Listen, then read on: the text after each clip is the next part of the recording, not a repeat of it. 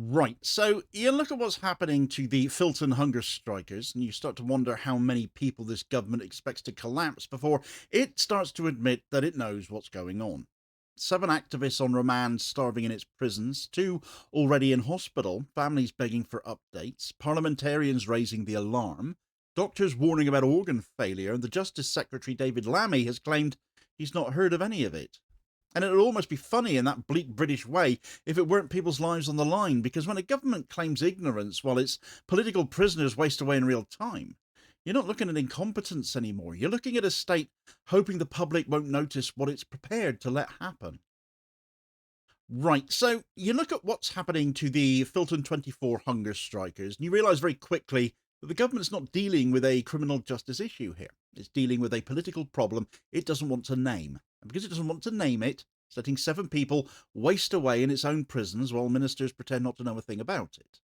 Once you understand that, you understand the silence that's come from them. You understand the denials. You understand why the situation has been allowed to reach the point where 2 of them are in hospital and others not far behind. This isn't a breakdown of process. This is what the state looks like when it is cornered by its own authoritarian drift and still wants to present itself as the grown-up in the room. This is a price for that they seem to want to pay.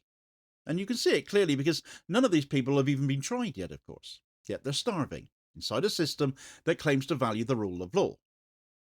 7 political activists associated with Palestine Action are refusing food in UK prisons. 6 of them for more than a month now, and the 7th joining after watching the state ignore the collapsing bodies of the rest. 2 are already hospitalised. One is Tuta Hoxha, who deteriorated so sharply she had to be taken out under emergency care.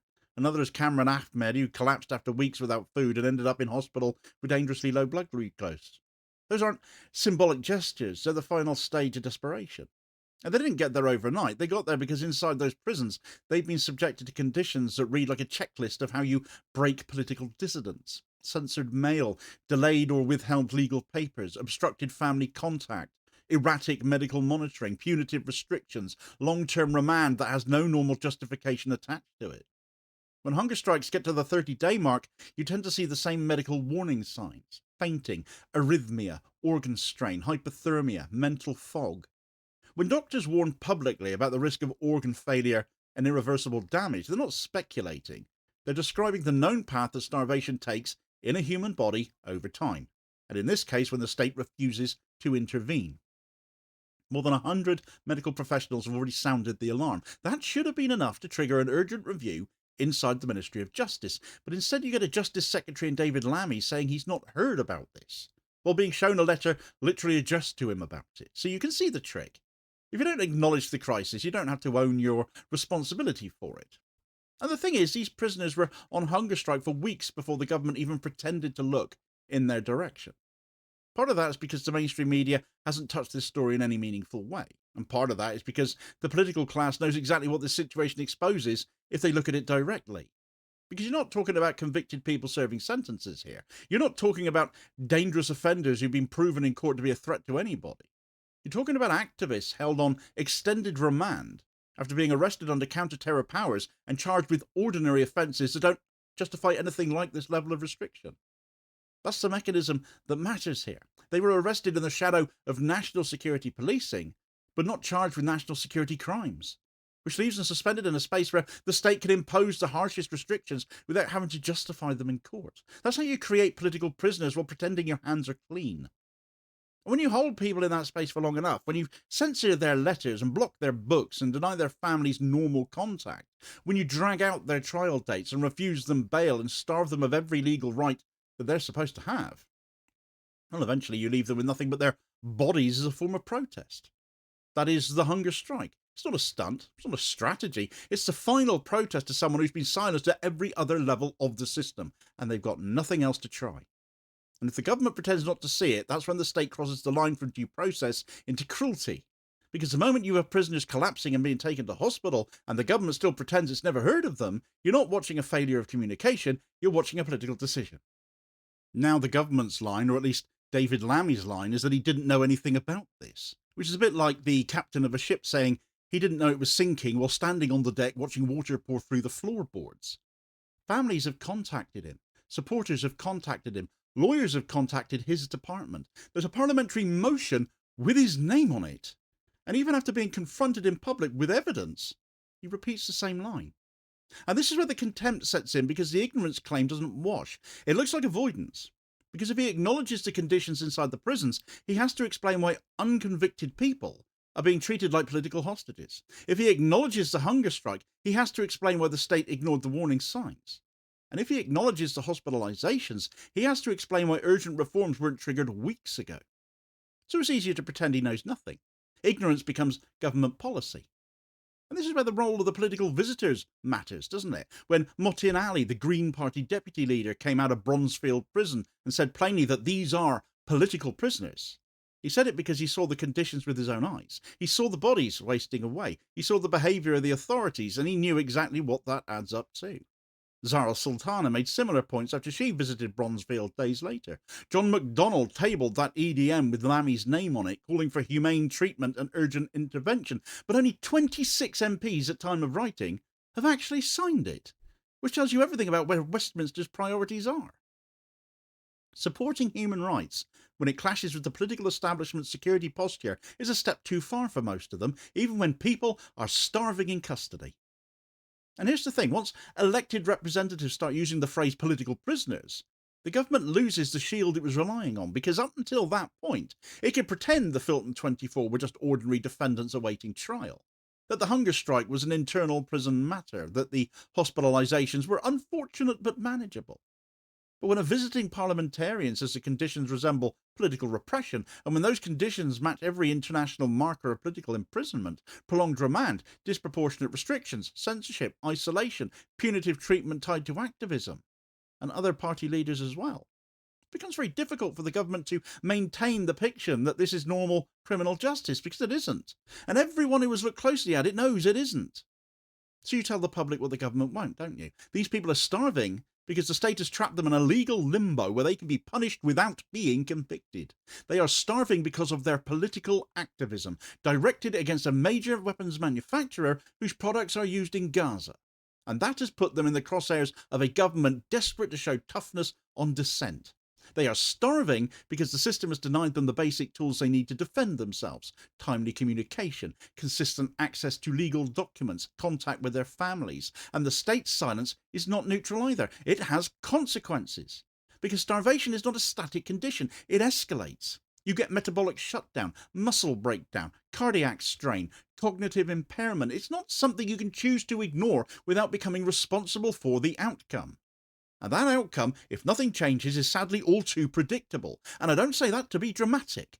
I say it because every doctor who has spoken publicly has said the same thing. Without intervention, without resolution, without urgent action, the body collapses. And when the body collapses in prison, in the care of the state is answerable. That's why hunger strikes become political crises, not because the prisoner chooses to starve, but because the government chooses not to respond. And in this case, you can see the choice being made. You can see it in the ministers who refuse to comment. You can see it in the departments that ignore correspondence. You can see it in the national broadcasters that steer clear of the story. You can see it in the parliamentary benches where only a handful of MPs are willing to sign a motion calling for humane treatment. Because the moment the government acknowledges the hunger strike, it has to acknowledge the conditions that produced it. And once those conditions are acknowledged, they have to be justified. And the government can't justify them. It can't explain why unconvicted detainees have been kept for over a year. It can't explain why people charged with non-terror offences are being treated like national security threats, under the guise of terrorism, of course, because that's the farce and the circus we're looking at. It can't explain why political activists are having their mail blocked and their legal documents withheld. It can't explain why medical care has been inconsistent to the point where prisoners collapse before help arrives. And it certainly can't explain why the Justice Secretary claims ignorance in the face of documented warnings, public pressure, family testimonies, and direct confrontation. This isn't a failure of briefings. This is a refusal to see what's in front of him. And the reason for that refusal is simple. If the government admits what's happening, it admits that the line between protest and criminalisation has snapped. It admits that dissent is being policed not as a democratic right, but as a security threat. It admits that the machinery built under successive governments, from counter-terror frameworks to expanded remand powers, is now being used to contain political activism that embarrasses the state. And once you admit that, the label political prisoners isn't commentary anymore, is it? It's a statement of fact. So when you look at this hunger strike, you have to see the structure behind it. You have to see the way the system is designed to wear people down. Long remand, no bail, delayed trials, restricted communication, a punitive environment dressed up as neutral procedure. The strike is not the start of the crisis, it's the end point of months of escalating pressure, and the government knows exactly what that pressure produces. It produces silence, it produces compliance, it produces collapse. Except in this case, the prisoners pushed back with the only tool they had left, their refusal to eat. And now the government is hoping that if it keeps its head down long enough, the crisis will resolve itself without political cost. But that's not how hunger strikes end. They end with negotiation, or they end with death. And negotiation requires acknowledgement, which the government refuses, which leaves the other outcome hanging in the air. A possibility the state won't say out loud, but is clearly willing to risk. And if you think that sounds extreme, remember this. The state has already accepted hospitalizations. It's already accepted collapsing bodies. It has already accepted potential physical irreversible harm. 2 people have been in hospital beds on the brink of organ risk, and the government still pretends this doesn't concern it, that they're even unaware of it. And this is why their families are terrified, and of course they will be. This is why campaigners are outside prisons and court buildings demanding action, because they know that once the state decides political prisoners are expendable to this degree, the line's been crossed. They know that if starvation is allowed to continue, if bodies deteriorate without intervention, this will become one of those moments where a government's moral authority shatters, because no democratic state should ever allow unconvicted detainees to starve. And yet that is exactly what is happening. This is also why international figures are paying attention and have even weighed in. When Rashida Tlaib, a US congresswoman, expresses concern for the welfare of political prisoners here in the UK, it tells you the story's breaking outside the government's control. This has gone international now. Even US lawmakers are chipping in. It tells you the silence inside Westminster is not being replicated abroad. It's being condemned. And once external pressure builds, governments lose the ability to contain the narrative, which is the thing they fear the most.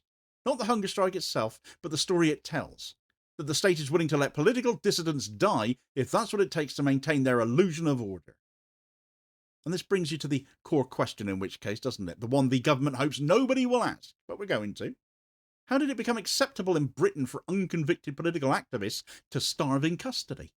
Because once you ask that question, you uncover the structure that produced the answer. You uncover the way remand powers have been stretched far beyond their intended use. You uncover the way counter-terror legislation has been deployed to intimidate protest movements. You uncover the way communication restrictions have been normalised as administrative convenience. And you uncover the way successive governments have talked about security for so long that they've forgotten the security they're supposed to uphold. It's the security of rights, not just the security of the state. And the truth is, the hunger strike exposes a system that has become comfortable with cruelty. A system where prisoners have to go hungry for a month to get anyone to pay attention. A system where the moment a protest movement causes political discomfort, the state reaches for the harshest tools it has and wraps them up in bureaucratic procedure. A system where ministers hide behind ignorance because acknowledging the truth would mean accepting responsibility for the harm they've allowed. But there's a second truth underneath that one too, and it's even simpler than that. Hunger strikes break the illusion, don't they? They force the state to choose between intervention and abandonment, a black and white issue. They force the public to confront what's happening behind closed doors. They force the government to answer for the way it treats people who challenge power. And this hunger strike, the largest of its kind since the era of Irish Republican resistance, is breaking that illusion that things like this don't happen here, because they do, and they're happening right now in real time in prisons where 7 people are wasting away while the Justice Secretary shrugs his shoulders. In hospitals where 2 activists lie recovering from collapses that should never have been allowed to happen. In courtrooms where trial dates sit months and months away while people presumed innocent deteriorate. And in Parliament where fewer than 30 MPs were willing to sign their names to a motion calling for humane treatment for these people. It's a disgrace. So you say the quiet part out loud. This is what political repression looks like when it wears a suit, when it speaks the language of procedure instead of force, when it hides its intent behind remand hearings and communication restrictions, when it pretends political prisoners don't exist even as it creates them, when it tells families nothing, tells ministers nothing, tells the public nothing, and hopes silence will cover their tracks. And you say the second part out loud as well. Nobody can pretend ignorance after a death. Not the Justice Secretary, not the Prime Minister, not the prison authorities, not the broadcasters who looked away. If the worst happens, and let's be honest, the strikers are already past the point where deaths become medically plausible, then the state will not be able to claim it didn't know. It was told repeatedly, publicly, directly. It's choosing not to listen. That's why the government's position is collapsing on this. Because you cannot run a liberal democracy while denying the most basic fact of all. The people starving in your prisons are your responsibility. If you refuse that responsibility, you expose what your system actually is. Not fair, not balanced, not humane, but punitive, political, and panicked. The hunger strike isn't just a protest. It isn't just a cry for help. It isn't just a dispute about conditions. It's the clearest possible indictment of a government that has lost sight of what justice is supposed to mean.